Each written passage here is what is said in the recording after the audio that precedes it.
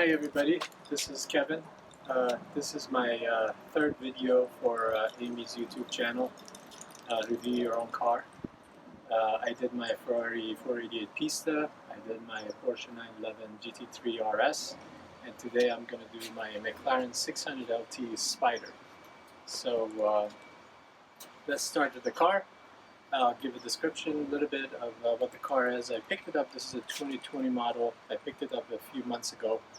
I replaced my Mercedes GTR Pro with this car because I felt this is more of a track-oriented car and fits my I guess style of driving and what I like to do with cars better than the Mercedes that I had, which was a great Grand Tourer. But I didn't feel it was a great car for the track. So this is already, I've tracked it once, and it's an amazing car to track. So let's start with the car. It's a Spider version of 600LT. 600LT is based on 570S model of McLaren. So what they've done is that they've taken 570S and they made this is the fourth LT model that McLaren has ever produced. LT stands for long tail. It has a long history that started with the F1 McLaren back in the 90s, and this is the fourth one that they've made. It's slightly longer than the normal 600 or 575 car, 570 car, and but it has improvement in terms of horsepower output and torque output. This car has a 3.8 liter engine. It's a twin turbocharged engine. Produces about 600 LT, 600 horsepower, and about 620 pound-feet of torque. That's quite a bit. So the LT cars usually have lightweight components compared to the regular car. So compared to 570S, which was the chassis for this car saves about 96 kilogram or about 200 pounds, which is very significant for such a car. And with those figures in terms of horsepower and torque and the weight, this car does 0 to 60 about 2.9 seconds. And very amazing performance. So just a description of the car a little bit. This color is a special color. It's a MSO color. MSO stands for McLaren Special Operations. And it's a special color. They call it Ludus Blue.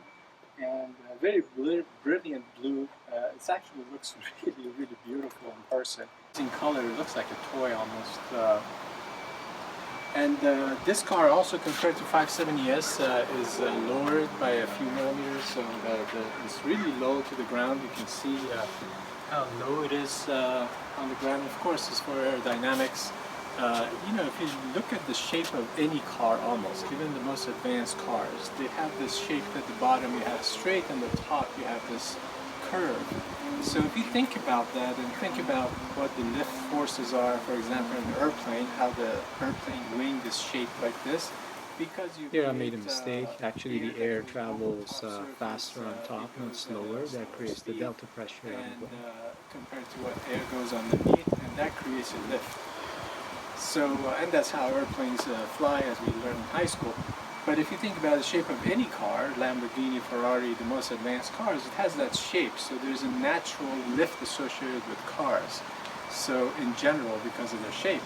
And the idea to lower the cars as much as possible, prevent air to go underneath to counter the effect of lift, because the shape of the car, which is natural because you've got to sit on in the car and has that shape.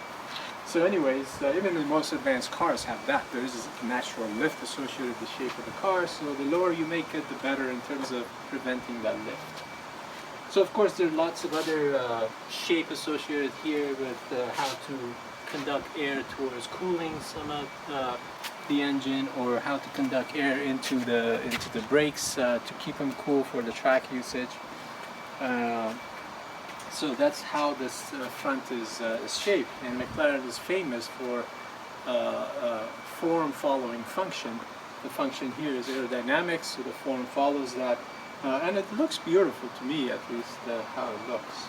So most components are carbon fiber, even though it's painted. So to reduce weight, we talked about the impact of weight in downforce before. So now we can move along.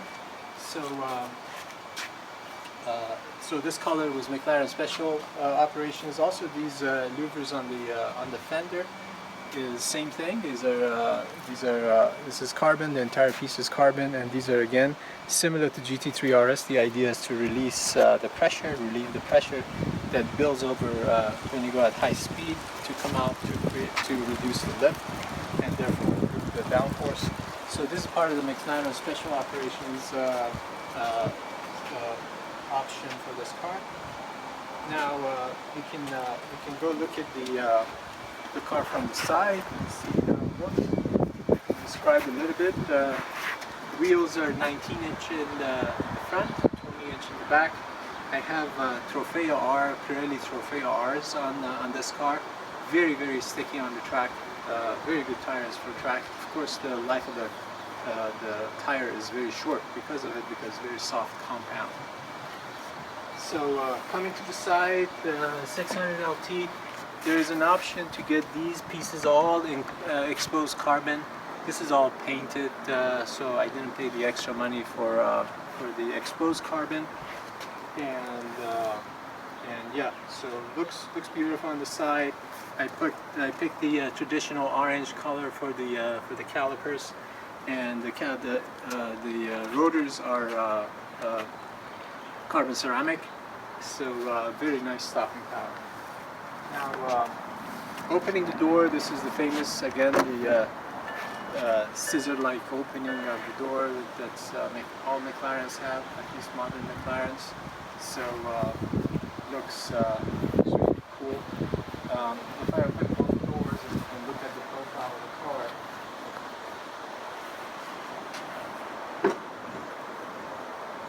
it's really neat to look at how thin it is down here and how low you are on the ground. So now some of the options for the car inside the car, these are called the Senna seats. This is fully carbon seats. And very nice and snug for track use. It's an option for the car. Obviously, there's lots of savings in terms of weight when you get this. Now, one thing about McLaren, as I said, I really like cars that I buy for track use. And generally, a Spider or convertible car is not very good for track use because the chassis stiffness is not there. But with the McLarens, all McLarens, modern McLarens have carbon top. The entire car here, the top is made out of carbon, not aluminum.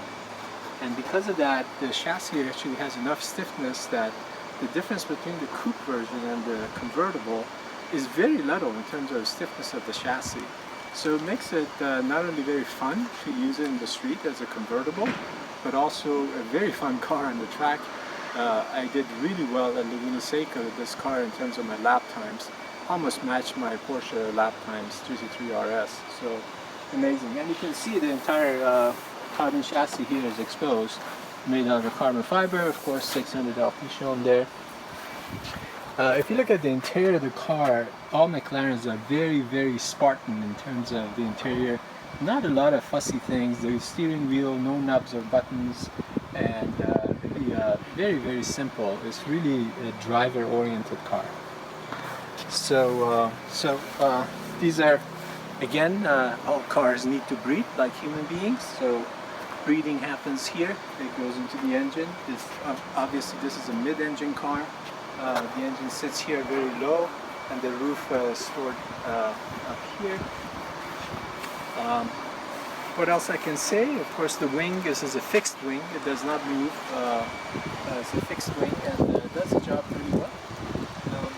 Now, as usual, I have special license plate. This stands for Speedy Kiwi. And Bruce McLaren was the founder of the company, and Bruce McLaren was from New Zealand.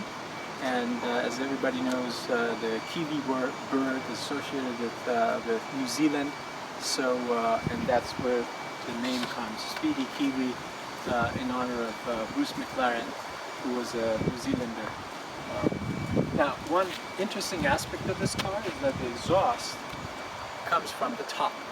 This is maybe Porsche 918 Spider and this car are the only cars that I know that the exhaust comes from the top, unless you go to really hyper exotic cars. And it actually makes such a beautiful sound when you're driving it, and you can hear in the cabin. Amazing, amazing sound. Now the idea of bringing the exhaust here is to open up here to have a much larger diffuser compared to 570S, because 570S exhaust comes here, so you lose some of that functionality. Here you can have the diffuser down there, and you know, I'm very much into aerodynamics, so the idea of the diffuser is that all cars, when the air flows, there are recirculation areas right behind the car. It's almost like a relative vacuum that gets created here at higher speed. And if you think about it, if you have a relative vacuum in the back of the car, it tends to actually increase the drag of the car. So to get rid of that recirculation area, relative vacuum that's created because of speed behind the car, you have these wings and how they conduct the air through, and you have diffusers and to diffuse the air to essentially disrupt that relative vacuum that's created behind the car to improve the drag coefficient. So what else I can say about this car? Really, you know, fun car. It drives really well. It's really fun to drive on the streets. It's really fun on the track, and I'm really having fun with this car. So now we're gonna go start up the car, rev it a little bit. It's gonna create some crackles. I hope the videographer doesn't get scared. So let's do that.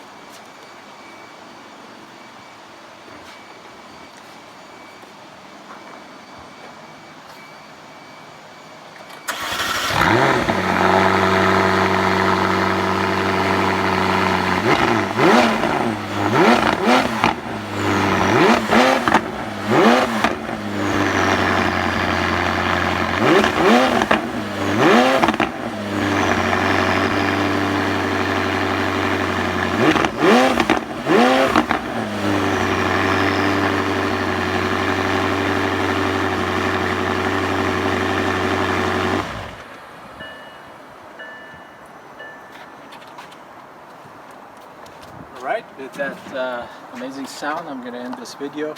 The next time I'm going to review my BMW M3. This is an older car. We'll review that car the next time. And thank you very much for watching.